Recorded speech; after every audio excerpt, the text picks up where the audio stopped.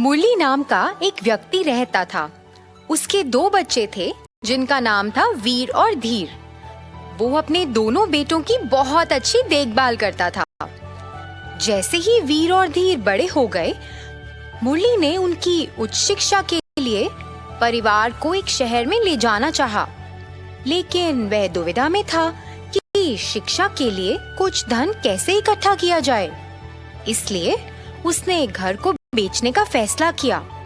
उसने सोचा कि पैसा शहर में उनकी जरूरतों को पूरा करेगा। उसने तुरंत इन विचारों पर अमल किया और घर बेच दिया। अब उसे गांव में चोरों से डर था और वो पैसों को छुपाने के लिए एक सुरक्षित जगह के बारे में सोच रहा था। उसने अपने घर के पीछे एक छोटा सा गड्ढा खोदा और उसमें पैसे छिपा दिए।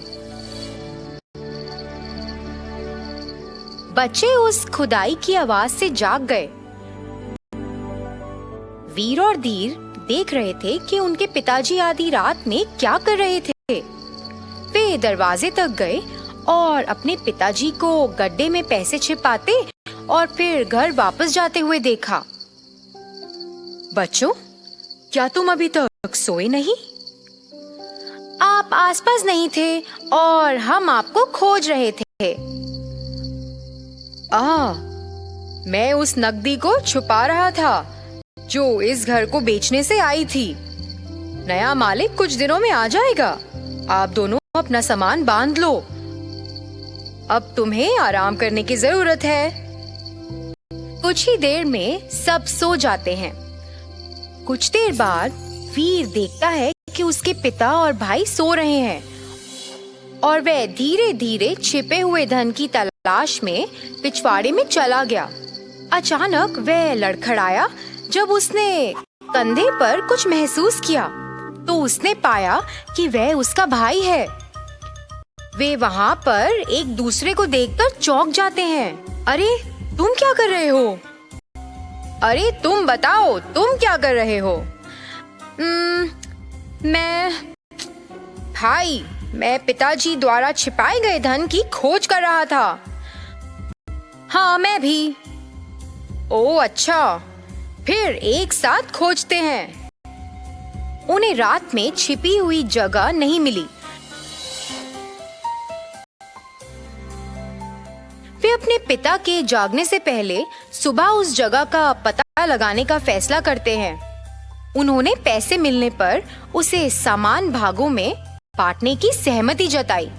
इस दौरान मुरली अचानक उठा और उसने देखा कि उसके बच्चे बिस्तर से गायब हैं। वे उनकी तलाश में आया और उन्हें बात करते हुए सुना।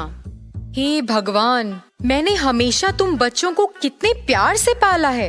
मैं हमेशा तुम्हारे लिए अच्छा सोचता था और तुम्हें अच्छी शिक्षा भी देना चाहता था, लेकिन तुमने अपने ही पिता को धोखा देना चाहा। मुझे इन दोनों को सबक सिखाने की जरूरत है। अपने बच्चों को सोने के लिए आते देख मुरली भी सोने चला गया, लेकिन वह अपने बच्चों से बहुत निराश था जो उसे धोखा देना चाहते थे और पैसे को समान भागों में बांटना चाहते थे। मुरली बहुत दुखी था और उन्हें सबक सिखाना चाहता था। उसने तुरंत नकदी को उस जगह से हटा दिया जहां उसने उन्हें छुपाया था और गांव से चला गया। अगली सुबह वीर ने देखा कि उसके पिता घर से गायब हैं और उसने, धीर जागो, जल्दी जागो। अरे क्या हुआ? अरे ऐसा लगता है जैसे पिताजी काम के लिए गए हैं। आओ चलो और छुपे हुए पैसों की तलाश करें। धीर अपनी नींद से उठता है और अपने भाई के साथ पिछवाड़े की तरफ चलता है। पहुंचते ही उन्हें एक गड्ढा मिला जो पहले से ही खोदा गया था। अरे ऐसा लगता है कि पिताजी ने जगह खोद ली है और पहले से ही छिपे हुए गड्ढे से पैसा ले लिया है। अपने भाई की बात सुनकर वीर सोचता रहा। वे दोनों घर में भागे और अपने पिता का कोई सामान नहीं पाया, लेकिन उन्हें कमरे में हवा के साथ एक कागज फहराता हुआ मिला। जैसा कि वीर ने पत्र खोला, यह उनके पिता ने लिखा था। उसमें लिखा था कि वे उन्हें छोड़ रहे हैं और उन्हें सबक सिखाने के लिए दूर जा रहे हैं, क्योंकि उनके बच्चों ने उन्हें धोखा दिया और उनके पास मौजूद एकमात्र धन चुराने की कोशिश भी की। बच्चों को अपनी गलती का एहसास हुआ और उसी समय नया मालिक घर पहुंच गया। उन्हें अब घर से निकलना था। क्योंकि उनकी माँ नहीं थी, मुरली ने उन्हें बहुत प्यार और दुलार से पाला, लेकिन उसके बच्चों ने उसे धोखा देने की कोशिश की और इसलिए वह दूर जाकर उन्हें सबक सिखाना चाहता था। लेकिन अब एक पिता क्या करता? तो उसने उन पर नजर रखनी शुरू की। वह ये नहीं देख सकता था कि उसके बच्चे किन परेशानियों का सामना कर रहे हैं और उसने अपने दोस्त कुमार के माध्यम से एक सुझाव भेजा। उसने कुमार से कहा कि वे उसके बच्चों को कुछ नौकरी खोजने का सुझाव दे, ताकि वे कुछ पैसा कमा सकें और अपनी भूख को संतुष्ट कर सकें। बच्चों ने सुना कि उनके पिता के दोस्त ने उन्हें क्या सुझाव दिया है और उन्होंने अपनी भूख को कम करने के लिए नौकरी की तलाश करने का फैसला किया। वे दिहाड़ी मजदूर के रूप में काम करने लगे।